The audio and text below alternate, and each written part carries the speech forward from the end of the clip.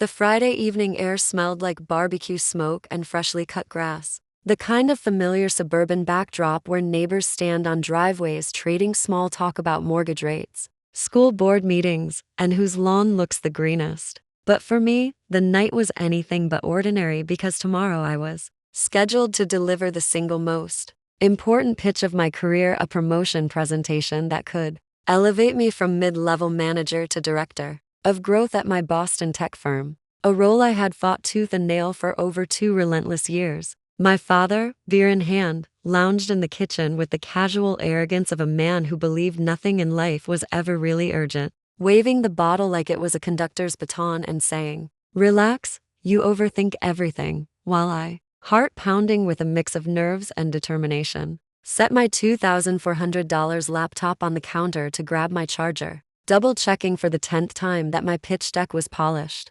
rehearsed, and ready for the executives who would decide my future. That's when it happened. The moment burned into my memory like a scar. My father picked up the laptop with an odd slowness, stared at me longer than necessary, his eyes flat and unblinking, and then, without a flinch, without a stumble, he let it slip from his hands. The crash was violent, glass and plastic shattering like ice across the tile floor, the sound reverberating through the house so loud that I swear blinds across the cul-de-sac shifted as neighbors peeked through, wondering if something catastrophic had just happened. I froze, my mouth dry, my chest locked as I stared at the wreckage of the one tool I needed most. And then I looked up at him, waiting for shock, apology, or even guilt. But all I got was a shrug and a smug half-smile that didn't touch his eyes as he muttered, "Accidents happen." My pulse hammered. My deck, my notes, my confidential data, everything was gone. Months of preparation destroyed in 3 careless seconds.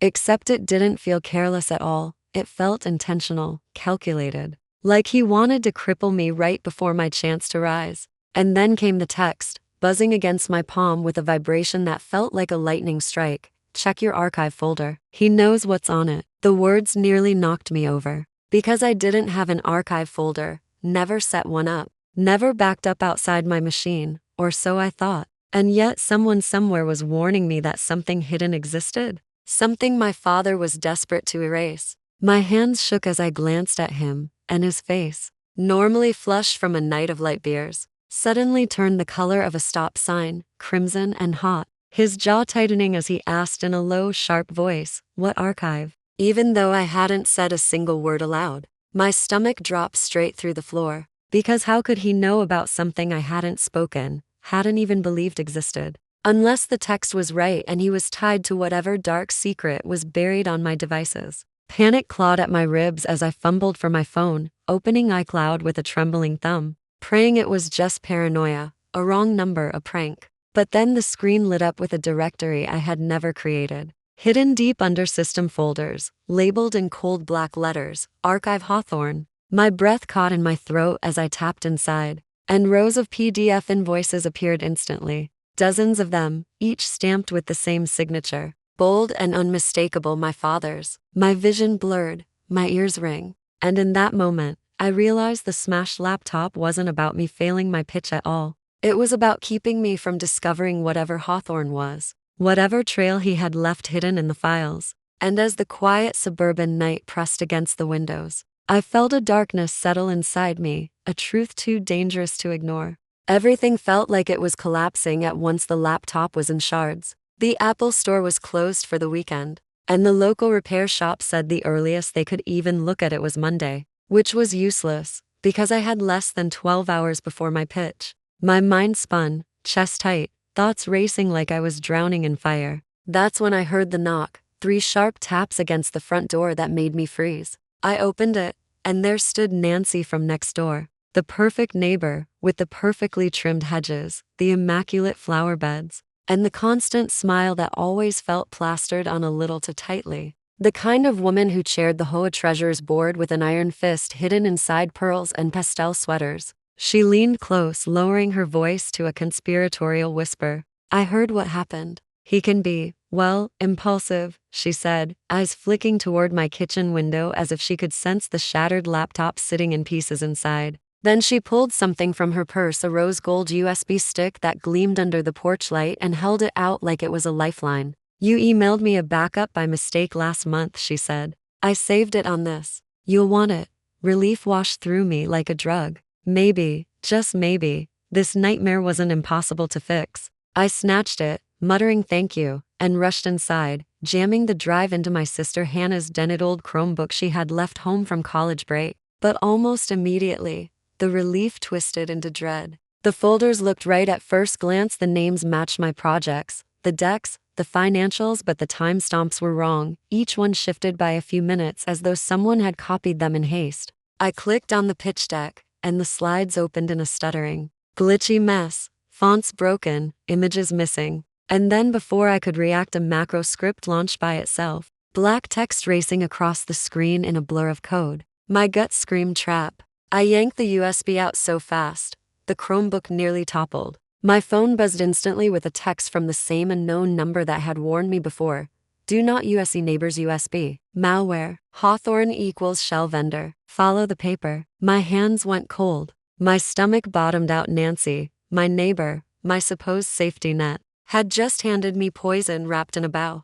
I shoved the Chromebook back open, ignoring the corrupted file, and went straight into iCloud. My breath caught because there it was, my actual pitch draft, clean and untouched, still intact in a hidden folder. But alongside it, another subfolder waited, titled in dull gray letters, HOA Contractor Invoices. I clicked, and what I saw turned my blood to ice. Stacks of invoices for sidewalk repairs in our cul-de-sac that had never happened, invoices for security cameras that were never installed, landscaping bills for work supposedly done in the dead of winter. Every one of them billed to Hawthorn Services. The payee address wasn't a company office, not even a home. It was a P.O. box in a strip mall 2 towns over. And stamped across the bottom of every sheet, in black ink, was the authorization signature, my father's. But worse than that was the line above it, where he had given himself a ridiculous title to make it look official, Volunteer Facilities Liaison. He had invented a position for himself, and with it, a paper trail of fraud.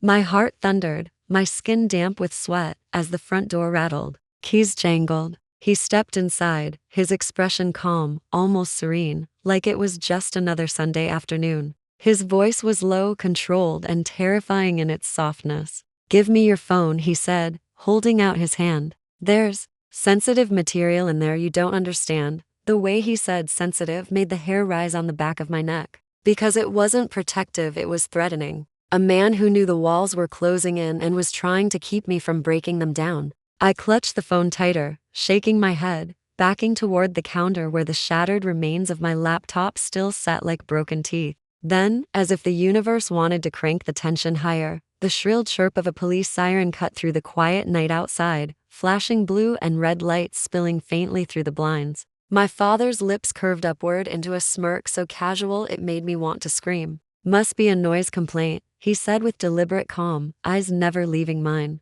Let's talk like adults. And in that moment, with the police just outside and the weight of fraud evidence glowing on my screen, I realized he wasn't going to stop. He wasn't going to apologize, wasn't going to fold. He was going to fight me with every weapon he had, including the law, including the neighbors, including the entire facade of suburban normalcy, and if I didn't play this perfectly, he'd bury me under it all. The police lights painted the walls in red and blue waves, sirens fading as 2 officers stepped onto the porch, their posture relaxed, almost bored, as if they had already decided nothing dangerous was happening here. One of them adjusted his belt, his voice carrying that half-apologetic tone reserved for false alarms. We got a call about a disturbance. Everything all right in here? My father, who seconds earlier had looked like a cornered predator, instantly shifted into his buttery charm. The same mask he wore at HOA picnics and neighborhood barbecues. His smile polished and his voice rich with paternal warmth. Just helping my anxious kid, he said smoothly, nodding toward me like I was a nervous puppy, not a grown adult fighting to breathe. Big day tomorrow, presentation? You know how it is. The officers nodded sympathetically, barely glancing at the shattered laptop on the counter. And with a half wave they retreated, leaving the night once again still. My father closed the door with a slow, deliberate click, and when he turned back his face had hardened into something cold and sharp. He walked to the table, pulled a manila envelope from beneath his jacket, and spread the contents with surgical precision. You leaked proprietary financials to a neighbor, he said, voice low, dangerous. And now you're accusing me? That's defamation. I blinked, stunned, until I saw the paper he slid across the table, a draft lawsuit with my name bolded as the defendant. Accusations of slander and damages neatly typed, ready to be filed first thing Monday morning. My mouth went dry as he leaned closer. I'll file this unless you stop this nonsense right now. Think of your promotion. Think of your career. My phone rang before I could answer, the sound slicing through the heavy silence. It was my boss, his tone sharp and suspicious. FYI, a competitor just emailed a version of your deck, he said. Either you send it to someone, or you've got a leaker at home. My eyes darted to my father, who stood there still and silent, watching me with the calm intensity of a chess master who already knows the outcome of the game. He didn't flinch, didn't blink, just waited. My phone chimed again before I could respond. This time, an email notification that sent ice straight down my spine. HOA President, cease and desist Hawthorn smear. The letter threatened immediate legal action if I continued to spread falsities about the HOA's chosen vendor, Hawthorn Services, and included a chilling line that warned me not to repeat such fabrications during any public presentation, a direct shot at the pitch I was supposed to give in less than 12 hours. My father leaned in close, his breath warm against my ear, as he whispered, "Finish your little pitch. Say nothing about Hawthorn. I'll replace your laptop after. Win-win." He leaned back, satisfied, while the neighbor's rose gold USB sat on the counter catching the kitchen light like a snake coiled and waiting, reminding me how many traps had already been laid. My hands trembled as I clutched my phone, fumbling, and in my panic, I accidentally hit play on an old voice memo I had saved years ago. My mother's voice flooding the room with a laugh so familiar it almost broke me, followed by her calm but urgent warning, "If he ever breaks your tools, he's not angry. He's erasing." My chest tightened as the words landed with brutal clarity. Because tonight he hadn't just broken my laptop, he had been trying to erase everything. Every breadcrumb that led to Hawthorn, every secret he had buried under fake titles and fraudulent invoices. Tears stung my eyes as I scrolled through the file. And that's when I saw it, a hidden note embedded beneath the memo. A line of text that had never appeared before. Maybe something she left encrypted for me to find when I needed it most. My breath caught as the words lit up on my screen. Hawthorn 1999. Beneath it, a link to a locked video file labeled with chilling precision, for when he finally does it. My hands shook so hard I nearly dropped the phone. Because I knew deep down in the marrow of my bones that my mother had seen this coming long before I ever did. And whatever was inside that video was going to change everything.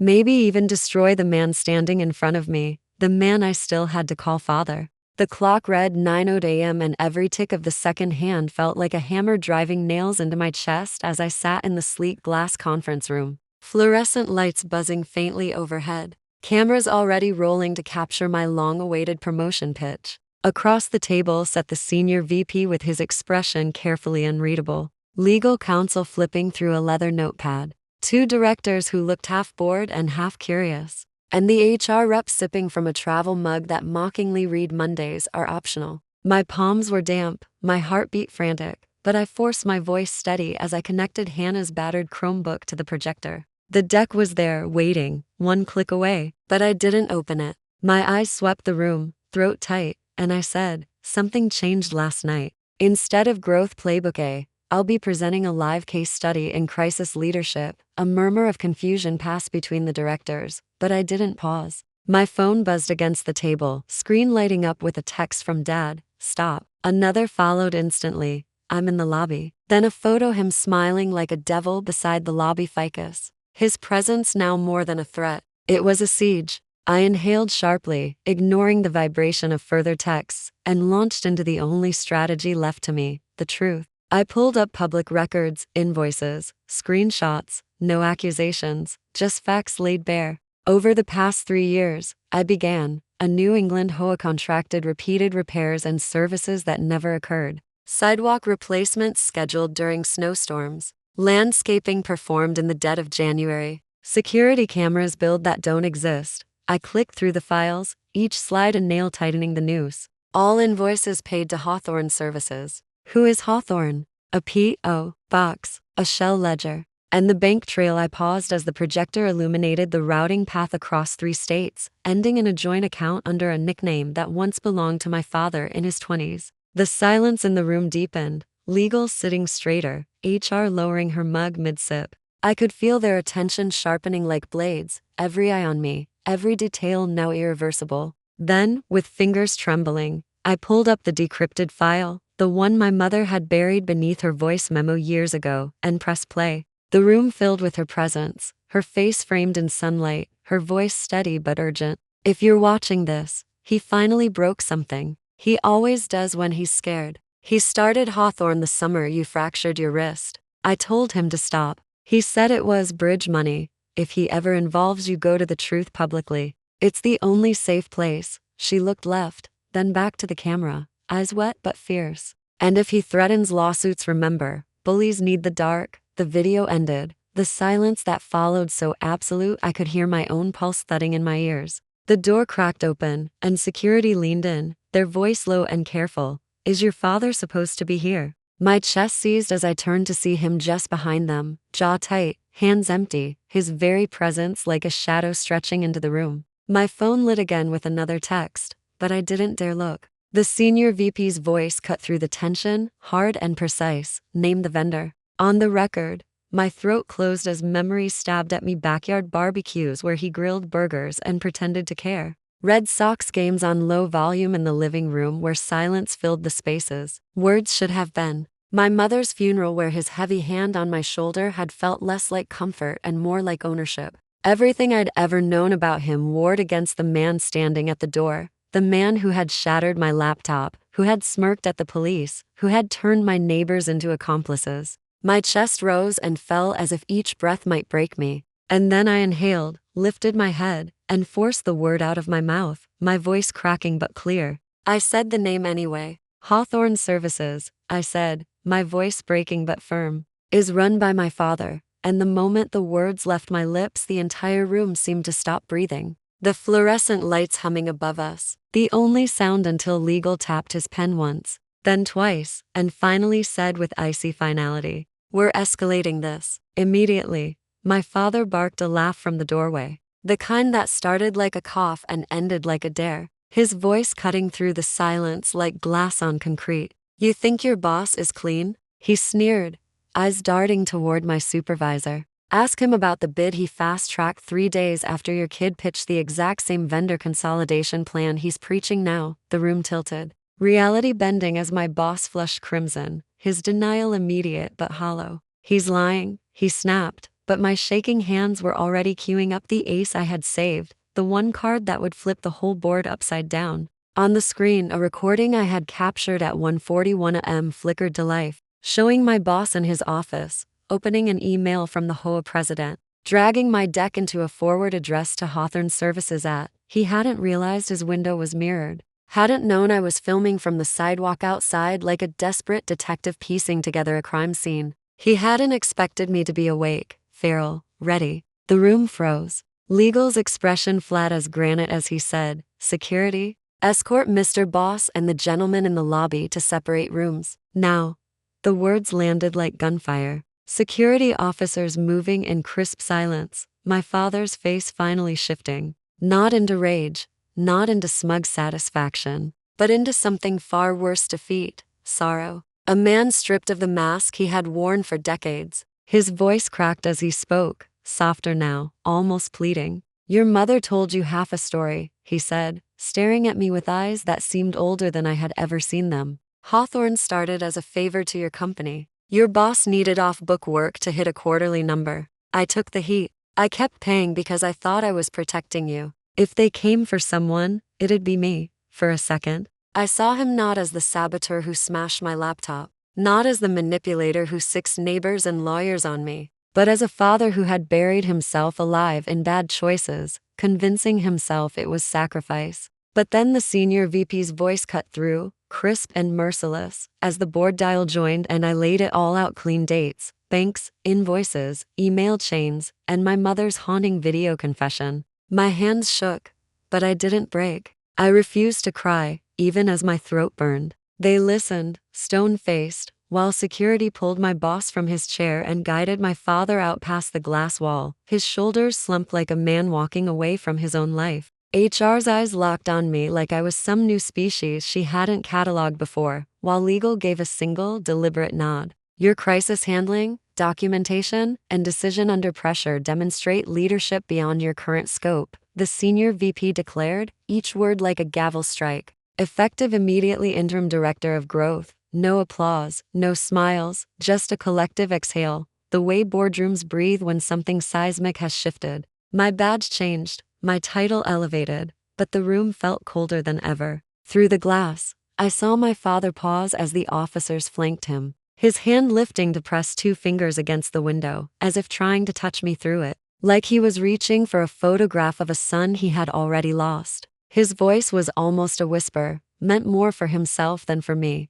I only destroyed 1 laptop. She destroyed me when she hit record. He meant Mom. He meant the truth she left behind. He meant the part of him that needed the dark to survive. My chest ached with the weight of everything and said, the part of me that wanted to run after him warring with the part that knew it was too late. I stayed seated, spine rigid, and when the elevator dinged, I opened my phone and forwarded every file, every invoice, every shred of evidence to the state attorney general's office before the doors closed on him. By the time I stepped outside, the world had resumed its suburban routine, neighbors watering lawns, Nancy's perfect hydrangeas drinking from a hose that glittered in the sun like nothing earth-shattering had just detonated. My phone buzzed again, an email from Attorney General Intake, the word received stamped bold across the top. Another buzz, HR confirming my new salary band. And then one more, the same unknown number that had haunted me for days. My thumb hovered before I opened it,